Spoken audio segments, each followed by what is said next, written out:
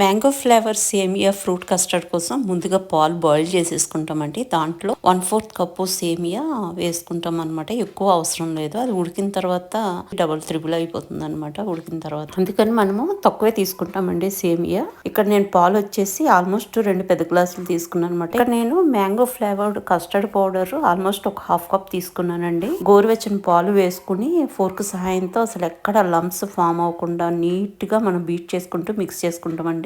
ఈ లోపు మనకు పాలల్లో వేసిన సేమియా కూడా మంచిగా ఉడికిపోయింది అనమాట. ఇంకా మనము ప్రిపేర్ చేసుకున్న కస్టర్డ్ మిక్చర్ ని దీంట్లో వేసేసుకుని మనం స్టిర్ చేస్తూ ఉండాలి. ఎక్కడ లంప్స్ ఫామ్ అవనివ్వకూడదు. ఇంకా నేను ఇక్కడ షుగర్ కూడా దీంతో పాటు యాడ్ చేసేసానండి. కస్టర్డ్ కలిపేటప్పుడే షుగర్ పౌడర్ ని. సరే ఈ కన్సిస్టెన్సీకి మనకు వస్తే సరిపోతుంది. ఇది బాగా కూల్ అవనేస్తాం కదా ఫ్రిడ్జ్ లో పెట్టుకుని, అప్పుడు ఇంకొంచెం గట్టి పడుతుంది అనమాట. ఈ లోపు మనం ఏమేమి వేయాలనుకున్నామో ఫ్రూట్స్ అన్ని చాప్ చేసేసుకుంటాము. ఆఫ్టర్ 4 hours చక్కగా మనం ఇలా చాప్